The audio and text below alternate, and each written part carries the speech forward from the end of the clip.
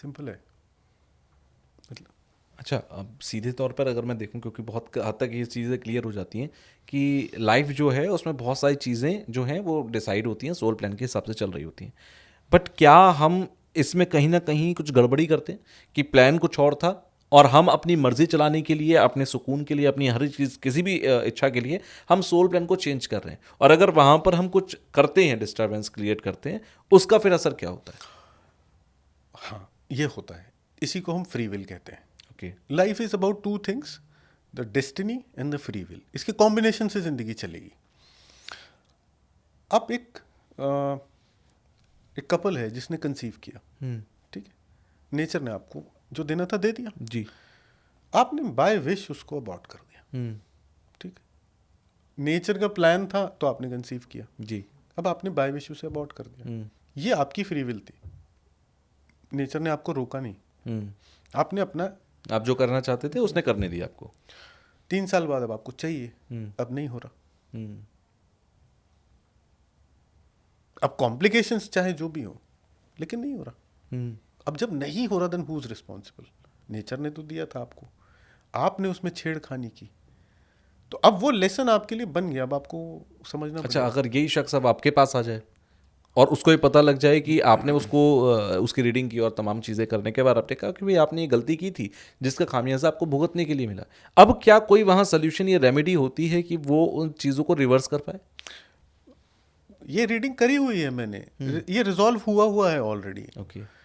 एक लेडी आई थी, नहीं हो रहा था, मतलब 8-9 साल कंसीव नहीं हो रहा था, आईवीएफ फेल हो चुके थे, मेडिकल कोई कंडीशन नहीं थी।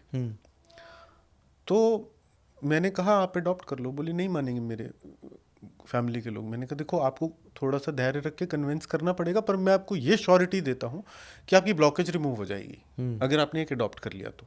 जी।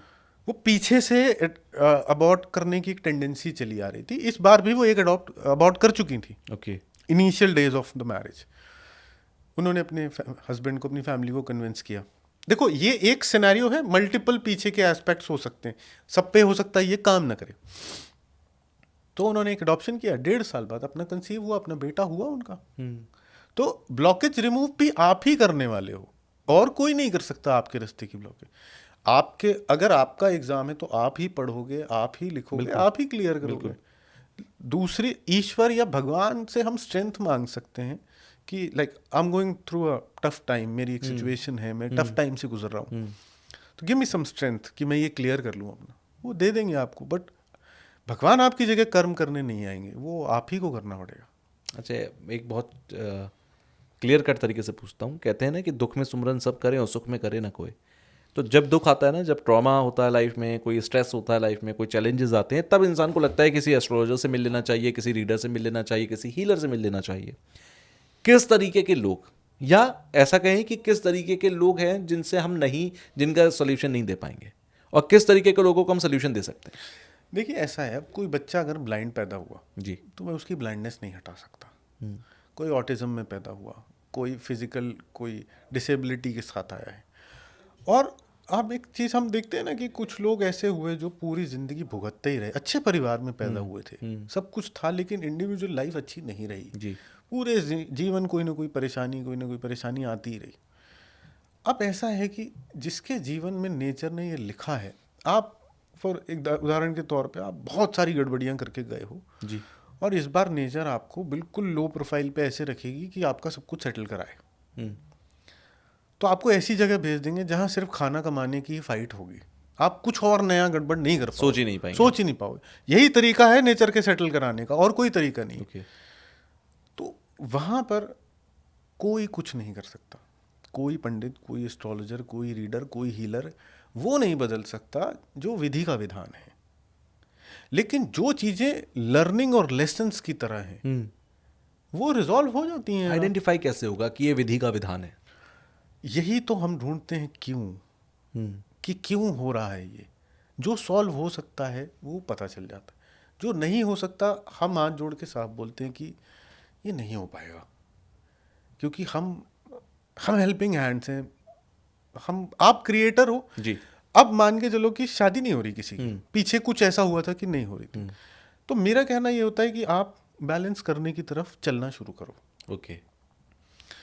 आप कुछ नेचर का एक सिंपल सा या यूनिवर्स का एक सिंपल सा सिस्टम है, आप जो यूनिवर्स में कर्म करोगे या एनर्जी की तरफ फ्लोट करोगे वही वापस आएगा। तो अगर शादी नहीं हो रही, आप किसी की शादी में डोनेट करते हो, गरीब की या ऐसे बच्चों की जिनके साथ ज़्यादा तकलीफ़ें, तो हो सकता है कि ये यहीं ख़त्म हो जाए इस बार में, ओके। या हो सकता है आगे जाके कोई रास्ता खुल जाए, बट अभी तो ब्लॉकेज है, अभी तो ये नहीं लिखा हुआ किसी भी एंगल से। रीडिंग और एस्ट्रोलॉजी की जो दोनों की वाइब्रेशंस है वो एक ही डायमेंशन में जाती हैं। हम एस्ट्रोलॉजी पे देखते हैं तो भी वो वैसी दिखता है, रीडिंग में देखते हैं तो बस हमें क्यों पता चल जाता है कि क्यों ऐसा है और क्या करके उसको बैलेंस कर सकते हैं वो पता चल जाता है। लेकिन कुछ चीज़ें हैं जो नहीं हो सकती, तो फिर वो नहीं हो सकती। आप क्या मानते हैं कि ये बड़ा इंटरेस्टिंग भी होता है, लोगों को भले ही कोई प्रॉब्लम ना हो बट फिर भी वो चाहते हैं कि ठीक है अपना पिछला जन्म ही देख लो, कुछ है या नहीं है कुछ पता ही कर लो, हम पिछले जन्म में कहाँ थे यही पता कर लो। या लोगों का ये भी एक बहुत बड़ा इंटरेस्ट होता है कि भाई मेरे फादर की डेथ हो गई, अभी वो कहाँ हैं। बहुत सारे लोग इससे भी रिलेट करते हैं कि मेरे फादर की डेथ हो गई और उसके तुरंत बाद मेरे घर में एक कहीं पर भी या रिलेटिव में आप आस पड़ोस में एक बच्चा पैदा हुआ, मुझे लगने लग जाता है कि यार वो जो है वो मेरे फादर जैसा एक्ट करता है, या ऐसे सिनेरियोज आते हैं क्योंकि बहुत सारे लोग ऐसा कमेंट करते हैं। क्या इस चीज़ को भी जाना जा सकता है या जानना चाहिए? क्योंकि कहते हैं कि हर चीज़ जानने के लिए भी नहीं होती। जाना जा सकता है। देखिए ऐसा होता है कि कई बार जब हम रीडिंग में होते हैं ना, तो आपका कोई ancestor, father, grandfather, mother, grand mother, कोई और रिलेटिव जी। वो रीडिंग में अपनी प्रेजेंस शो कर देता है। तो अच्छा। हम आपको ये एक बताने की कोशिश करते हैं कि लगभग अपीयरेंस कैसा है और आप ये रेजोनेट कर पाते हो कि ये मेरा कौन है। लेकिन वो कहाँ है, क्या कर रहा है, दोबारा कब आएगा, रीबर्थ कब लेगा, इसका डिसीजन नेचर लेती है। ये कब आएगा ये नहीं बता सकते, लेकिन अगर आ गया है तो ये पता कर सकते हैं कि क्या ये वही है। ओके। तब कर सकते हैं, पॉसिबल है, बिल्कुल पॉसिबल। ऐसा लोग कराते हैं? लोग ज़्यादातर ये पता करने आते हैं कि, जैसे मैं आपको अभी एक रीसेंट केस बताता हूँ। एक लेडी और उनकी बेटी आई मेरे पास, तो उनके बेटे की डेथ हुई दिवाली के दिन। तो रीडिंग शुरू हुई तो मैंने उनसे पूछा कि आपके बेटे के साथ कोई झगड़ा हुआ था शायद दिवाली के कुछ? बोले हाँ 2 दिन पहले झगड़ा हुआ। तो क्योंकि मेरे को वो रीडिंग में दिख रहा था, बोले हाँ हुआ था। अब बेटे को स्ट्रोक आया था, मेडिकली प्रूवन है, वो स्ट्रोक से गया, बाकायदा वो लोग हॉस्पिटल ले गए, स्ट्रोक था, सारे सिम्टम्स थे। वहाँ जाके उसकी हार्डली मानो अब 25 मिनट्स में डेथ हो चुकी थी उसकी। ओके। तो बहुत क्विक था सब कुछ, कोई वेंटिलेटर नहीं, कोई लंबा प्रोसेस नहीं, क्विक फर्स्ट डोर से एग्जिट मिली और वो चला गया।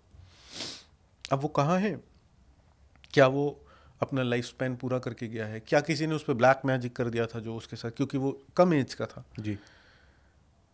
नहीं, वो अपनी टाइम पूरा करके गया। उसने शादी नहीं की थी, बच्चे नहीं हैं, घर बना गया, इनफ पैसे जोड़ गया, इतना ही टेन्योर लिखा था, पूरा करके चला गया।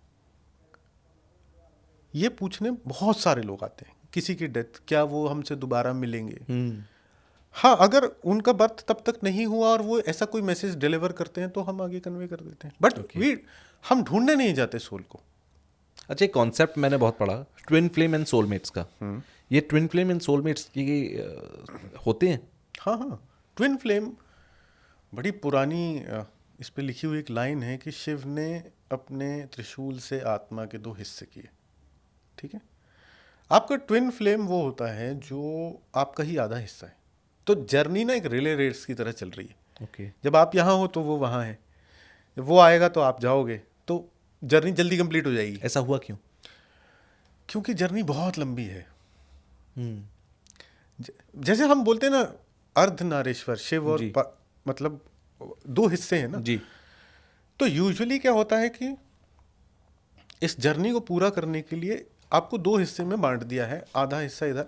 ऐसा भी होता है कि दोनों एक साथ दुनिया में हैं, ऐसा भी होता है। मिलोगे तब जब आप अपने लास्ट बर्थ में पहुंच जाओगे। ओके। फिर आपको साथ में एग्जिट मिल जाएगी। पर ट्विन फ्लेम आपस में शादी नहीं करते, ये गलत है कॉन्सेप्ट, ऐसा नहीं होता। बहुत सारे लोग सर्च करते हैं कि मेरा ट्विन फ्लेम कहाँ है, या बहुत सारे लोग कहते हैं कि मुझे ऐसा लगता है ये मेरा ट्विन फ्लेम है। हाँ, तो आप एक दूसरे को डिस्ट्रैक्ट करते हो, एक्चुअली में अट्रैक्ट नहीं करते। ओके। हाँ, मतलब आपका, आप उसे अट्रैक्ट, आप अपने आप से शादी कैसे कर लोगे? आपका जो सोल, आपका जो पार्टनर आएगा वो होगा जो आपका गैप फिलर होगा एक्चुअली में। जो आप में कम है वो उसको पूरा करेगा, जो उसमें कम है आप उसको आपका अधूरा हिस्सा होगा, अधूरा हिस्सा होगा, पजल गेम की तरह। पजल गेम की तरह, जो वो सिचुएशंस क्रिएट करेगा और आप उसके लिए करोगे कि दोनों एक दूसरे के फिर लाइफ। तो इस दुनिया में मुझे नहीं लगता कि कोई ये पता भी कर पाएगा कि मेरा ट्विन फ्लेम है भी या नहीं है। देखो, क्योंकि डिस्ट्रैक्ट अगर कोई करेगा तो उसकी तरफ शायद नोटिस भी नहीं करेगा। सवाल ये है कि आप ढूंढने क्यों जा रहे हो? आप ढूंढने क्यों जा रहे हो? जैसे मैं आपको बताता हूँ, एक्स्ट्रा मैरिटल अफेयर बहुत जी। कॉमन केसेस जो हमारे पास आते हैं, बहुत कॉमन। जी। अब एक 30 साल से 45 साल या 50 साल के बीच के एज के इंसान का एक्स्ट्रा मैरिटल अफेयर है, 90% केसेस में एंगल रोमांटिक नहीं होता। ओके। रोमांटिक एंगल नहीं है, इमोशनल एंगल है। क्योंकि बैलेंस क्रिएट नहीं हो रहा है, तो आप डिपेंडेंसी लेने कहीं बाहर जा रहे हो। जी। और आप एक हीलर या रीडर से उस चीज़ का एक अप्रूवल चाहते हो कि हाँ ये मेरा ट्विन फ्लेम है इसलिए मैं इसके पास है, जबकि ऐसा नहीं होता, ऐसा नहीं होता। ओके। आप, हो सकता है वो आपका कोई सोल कनेक्ट हो पुराना, आप उसकी, वो ऑपोजिट जेंडर में हो तो आप उसकी तरफ अट्रैक्ट हो गए, ये पॉसिबल है।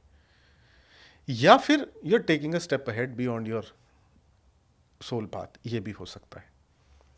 तो मैं ऐसी किसी चीज़ को प्रमोट भी नहीं करता कि हाँ वो तुम्हारा 12 फ्लेम है, तो I am very straight forward, जो सही है वो तुम इस वजह से हो या तुम जिस डायरेक्शन में, क्योंकि रीडिंग शुरू करते ही ये पता चल जाता है कि आपको कोई अफेयर चल रहा है क्या। ओके। बिल्कुल चल जाता है, और मैं फिर ब्लंटली बोलता हूँ कि आप गलत कर रहे हो। इसका नुकसान मुझे नहीं होगा, मेरा आपका आधे घंटे 1 घंटे का सेशन है और मेरा काम ऑथेंटिकली आपको सच बताना है। जी।